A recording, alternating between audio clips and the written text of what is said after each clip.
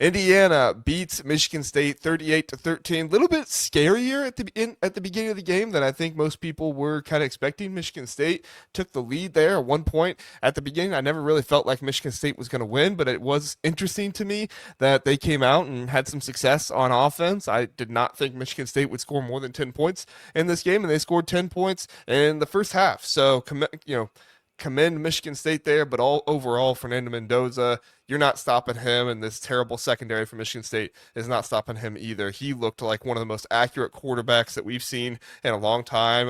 Julian Sainz getting some comparisons to C.J. Stroud with his accuracy. He deserves it. Fernando Mendoza with some of his accuracy, the way he is able to hit these wide receivers in stride. What do they say? Fernand Heisman. What are you guys saying about it? Mind Heisman or something like that. Fernando Mendoza right now is leading the Heisman race. The win over Oregon. I don't know if he holds on to it. You'll have to have some more bigger games, some bigger moments later on in the season. We'll see. But this Indiana team right now, even with Michigan State coming out and playing pretty well there at the beginning of the game, they still put them away. And Michigan State never really stood a chance. What was your thing you learned about Indiana in this game, Jeff? So I was watching first three quarters. Defense struggled early, but really I wasn't surprised by that. After the emotional game against Oregon, I was expecting them to maybe come out not quite as sharp.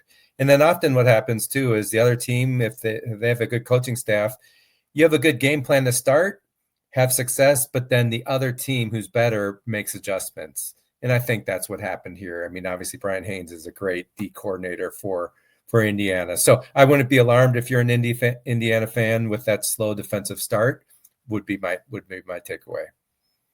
Yeah, no, I tend to agree, and I think actually there's a positive to take away from this, and it's that Michigan State tried to do what Iowa did in their game, right? They tried to get the passes out quick and kind of utilize Aidan Chiles' mobility and stuff like that against Indiana's defense, and I think it did work there a little bit at the beginning, but Indiana, kudos to them. The adjustments were made, and they didn't let Michigan State, after they got 10 points, do anything there until the end of the game when they got that field goal. So to me, that's kind of the thing that I learned, right? Is that you can see a team have success against Indiana one way, but rarely are you going to see that same success happen again the same way, because Kirk Cinetti and his staff are just too good. The players on this team are too coachable, and I think that gets overlooked a lot with this team. It's just how good these coaches are and how coachable these players are. They're not 5 stars. They have 7 4 stars on the team, but they are all dudes that have proven themselves in college football. They've proven that they're coachable. They're proven that they can go out there, play well, play within their system, and play together as a team, and that's going to get you really, really far in college football. Jeff, what was your thing you learned about Michigan State in this one? So just their defense does not allow them to win football games. They're second worst in total defense. That means total yards given up per game. Rutgers is only worse than them. And then they're worse in scoring defense in the Big Ten, 32.7 points per game. And in 4 Big Ten games, JR, listen to this points they've yielded in 4 games: 45, 38, 38, 38. I mean, you have to score basically 40 points for them to win a Big Ten game. That's just, they're going to lose most of those games. Not surprisingly, they're 0-4. They're giving up 40 a game. So, it's all the defense. Aidan Chiles of the offense hasn't been great and everything, but just yielding way too many points consistently. And unless that changes, they're going to win very few games the rest of the year. Yeah, no, I tend to agree. Kurt said defensive struggles 1 TD. I was referring to it more as because of how much success Michigan State had overall. Yeah. You look at those first 2 drives. They were up 10-7 early. Yeah, like you can't. Yeah, it was 1 TD, but like we were saying, it's just for the beginning of the game. We're not saying there was defensive struggles all game, obviously.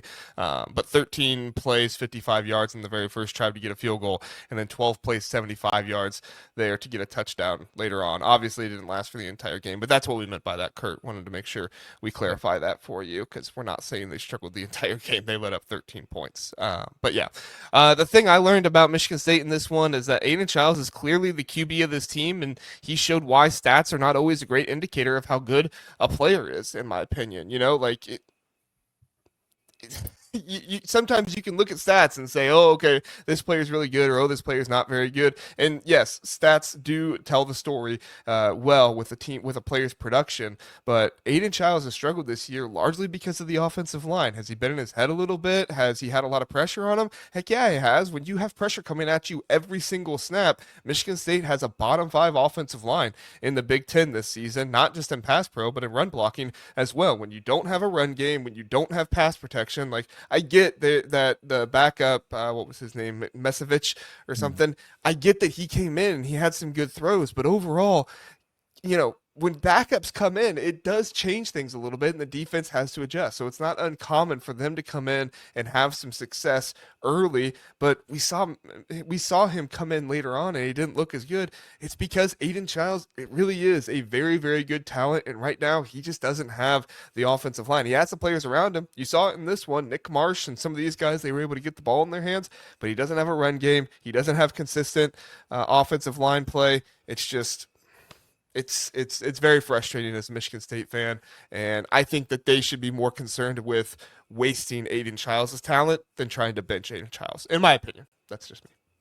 Yeah, I don't think they should bench him at all. I definitely agree with that, JR. And he's evolving, all the turnover problems he had. That was mainly a first half of the last year problem.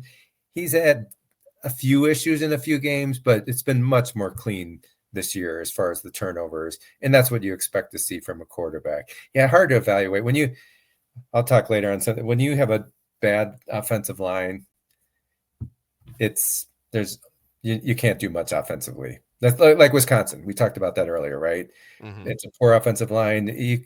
Even if you had really good other players, you're not going to do that much with a bad line.